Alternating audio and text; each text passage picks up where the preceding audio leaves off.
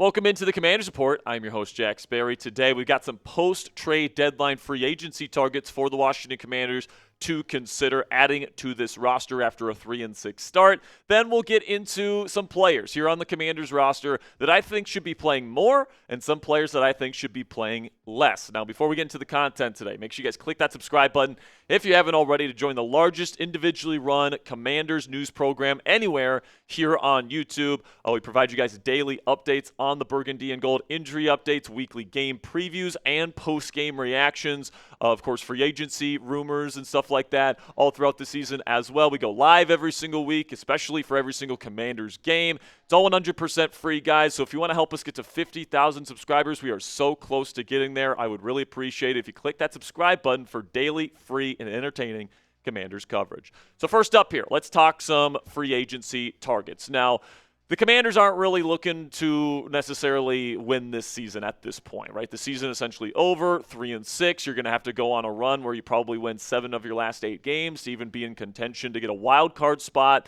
in a very good NFC. I mean, there's 8 teams right now with at least 5 wins in the AFC or in the NFC right now. So, it's definitely going to be an uphill battle. It's going to take something truly special from the Commanders to get back in the playoff hunt. So for me, guys, it's all about the future in Washington moving forward. So the only thing that really makes sense on the free agency market after the after the trade deadline has now been come and gone is adding players that you think can contribute not only for this year but potentially down the road as well. There's just not a whole lot of those guys on the free agency market. There's a lot of older veterans on the market, guys that just aren't very good.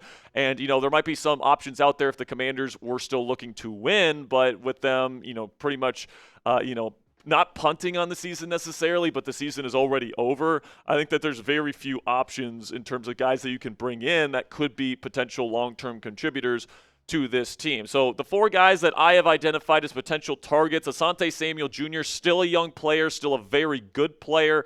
There's multiple teams that are already bringing him in for workouts and visits. The Green Bay Packers, the Minnesota Vikings, the Carolina Panthers are all scheduled visits with Asante Samuel Jr. So it's very possible that with the season already over, Asante is not even interested in the Washington Commanders, but he's certainly an example of somebody that could help this team down the stretch. Then Christian Wilkins, somebody that was released by the Las Vegas Raiders in the offseason because he didn't want to get an additional surgery on kind of a serious injury he got last year. I'm not even sure if he's healthy, but he is still relatively young. He is a big impact player. And if you think that he can be somebody that fits in your locker room long-term, I wouldn't mind bringing in Christian Wilkins either. Isaiah Simmons is more of a hybrid defensive back. He's a tight end eraser in man coverage, but that's really all he does well. He doesn't have good run diagnostics. He's not a particularly good tackler. He's not necessarily good in zone coverage. His instincts are just not very good for an NFL player, especially for a linebacker, which is kind of what he's the size to be. So he's kind of like a hybrid kind of specialty safety that can come in your bandit looks. That might be interesting. And then Lewis Cine, a former first-round pick that just completely flamed out in the National Football League with the Minnesota Vikings and a couple of different other teams. But he's still young. He's still very athletic. And if you want to take a chance on him to see if he can be something in the secondary, I guess I wouldn't necessarily mind that. But then the other thing that makes sense on the free agency market right now is to get a backup quarterback for Marcus Mariota, who now takes over as the starting quarterback indefinitely, while Jaden Daniels is dealing with his dislocated elbow. And frankly, I think we all understand, even if Jaden is capable of coming back at the end of the season this year, and some of the reports out there indicate that he might actually be able to, recover in time to theoretically come back for the end of the season. But, at that point, season's going to be over. I mean, the season's already over. At this point, I think that you just sit down Jaden Daniels and you get him prepared to play in 2026. So for me, Mariota's got to be the starting quarterback the rest of the way, but the backup quarterback option now becomes Josh Johnson. And if you watched him play in the preseason where he's facing vanilla coverages and still wasn't able to throw the ball accurately, on time, and move the ball efficiently, if Mariota goes down, I mean, I know the season's over, it doesn't really matter, but I would still want somebody a bit more competitive than Josh Johnson, because you still have to evaluate other players, right? You still have to evaluate these wide receivers, and you have to evaluate which guys you want to keep on this team moving forward, and maybe some of the guys that you have to move on from. So, having a good quarterback in there, even if Mariota goes down, I think will be important. And there are some options out there on the free agency market. Taylor Heineke is the first one that comes to mind. He knows the organization, obviously. Doesn't know this coaching staff or this regime because he hasn't been here since for a couple of years now, but he's certainly somebody that could step in, somebody that we know is competitive. He actually has some chemistry with Terry McLaurin already, so that's something to consider. Dorian Thompson-Robinson, kind of a similar type of quarterback in terms of style, athletic guy, somebody that could come in here and play a Marcus Mariota brand of football. Same thing goes for Desmond Ridder. Obviously, there's a reason why those two guys don't have jobs. They stink, but I would certainly take them over Josh Johnson at this point. Some other names to consider: Kyle Trask and Tim Boyle, two guys that have started games in this league but are certainly low-end backup options in this league. So what say you guys? Let me know down there in the comment section. Should the Washington Commanders sign a free agent of any kind, a backup quarterback, Asante Samuel Jr., anybody, Christian Wilkins? Let me know down there in the comment section. If you think they should sign a free agent, let me know which one down there in the comment section. In just a second here, I'm going to tell you about our sponsor today at Ridge. And while I tell you about Ridge, let me know if the Commanders should sign a free agent. Are you tired of your bulky wallet taking up all the space in your pockets? Well, I got the perfect solution for you guys today. This is the Ridge wallet, and its unique, slim, and modern design holds up to 12 cards and is made with premium materials such as aluminum, titanium, and carbon fiber to keep your stuff safe without creating an unflattering bulge in your pocket. With over 100,000 five-star reviews, the quality of the Ridge wallet speaks for itself, and it's also super customizable with over 50 colors, team branding, and AirTag attachments options to customize your Ridge wallet to your own needs. Also, Ridge isn't just about wallets. They also create premium everyday carry essentials like key cases, suitcases, and rings, all built with the same sleek, durable design with premium materials. And no matter what you pick, Ridge has free shipping, a 99-day risk-free trial, and a lifetime warranty on all their products because they are made to last. Now, personally, guys, I just go with just the classic black, but I used to have this really bulky leather wallet that would just create a huge,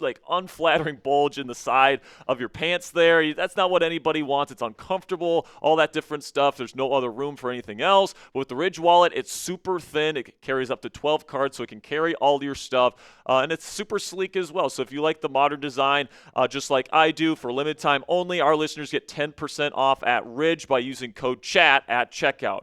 Just head on over to ridge.com and use code CHAT, and you're all set. After you purchase, they'll ask where you heard about them. Please support our show and tell them that we sent you. And a big shout out to Ridge for sponsoring today's edition of the Commanders Report.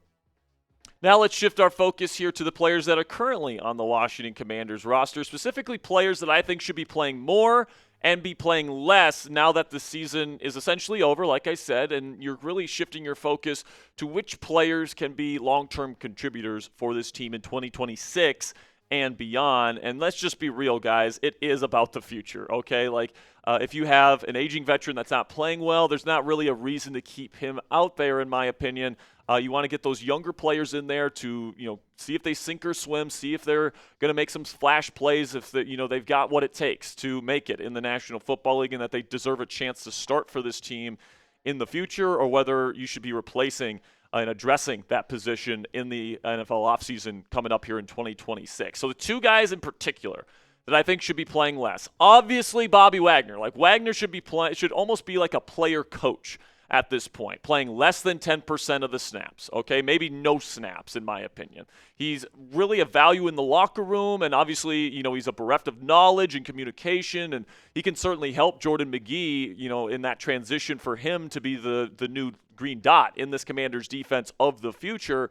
But he's just too much of a liability, both in run defense, where he's not fast enough to go sideline to sideline anymore, and in pass coverage, where his stop-start ability is non-existent, and he just doesn't have any long speed with him anymore. So, he can still hit. He's still a decent, in fact, a really good run defender in between the tackles, and he's a good blitzer still.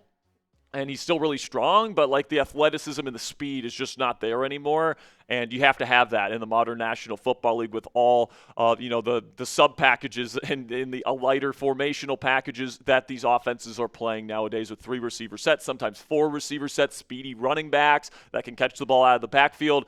I think that the modern game has just passed Bobby Wagner by, especially with his increased age. And then Chris Paul, the left guard, man, he just hasn't played very well the last 2 weeks. And I'd like to see what some of the younger people on the offensive line are going to be able to do at that position moving forward. So let's start our list here of guys that should be playing more for the Washington Commanders this year, shall we? And we'll start with Jordan Magee. Now, Magee is pretty much taking on a full-time starting role in this defense now, and it certainly seems, based on the way Dan Quinn and Joe Witt Jr. are talking about him, that he is the future green dot of this defense. In fact, he has a green dot helmet, and he is allowed to call plays when Bobby Wagner is off the field. Now, that's not super often. That's more in your sub packages, your dime package looks, that sort of thing.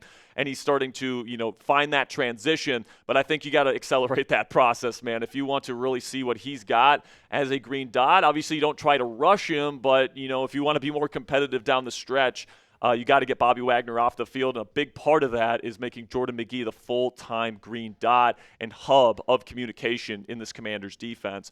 Then another player that should be playing more is Ali Kaho, because Frankie Luvu shouldn't be playing less, but he should be playing full-time edge, okay, especially with all the injuries to the defensive end position here on the Washington Commanders roster. Luvu should be a full-time edge. He's not good in pass coverage. He's not good tackling out in space.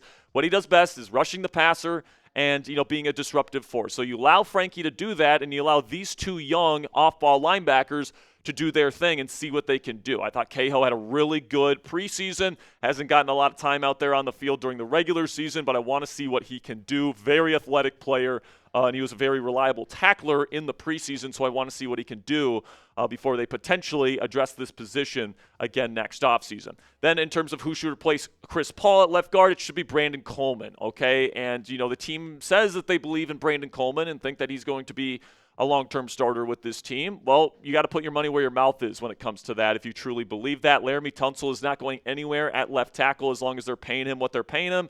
Chris Paul has been Chris Paul the last 2 weeks, okay? So Brandon Coleman, I think he showed a lot of promise in the early portion of the season, although he was imperfect there. I think you give him the rest of the year for a tryout to see if he can be this team's long-term starting left guard. Certainly spent a high enough draft pick on him to give him that chance. Then Ben Sinnott, another guy that was drafted high that's just not getting a lot of opportunities, but he has really made the most of his opportunities. He's had a couple of really great yak receptions, not only in the regular season, but also in the preseason this year.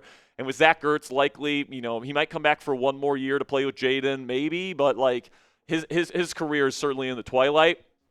And, Ben Sinnott is the type of guy that's a pretty dynamic tight end threat. You can use him almost as like a Jonnu Smith type of guy where you get him the ball on screens and you let him run because he is super athletic for a tight end. That's why they drafted him in the second round. And he's made some very nice plays, and I want to see him out there more moving forward. And then Treylon Burks, okay? Obviously Deebo Samuel is still here. They did not trade him before the deadline. Terry McLaurin will eventually return to the lineup, but when he does, I think Burks should be the full-time number 3 receiver. Luke McCaffrey is out for the season. Noah Brown is still on IR. So, you look at your other options. Jalen Lane can't catch the football. Chris Moore's had drop issues as well.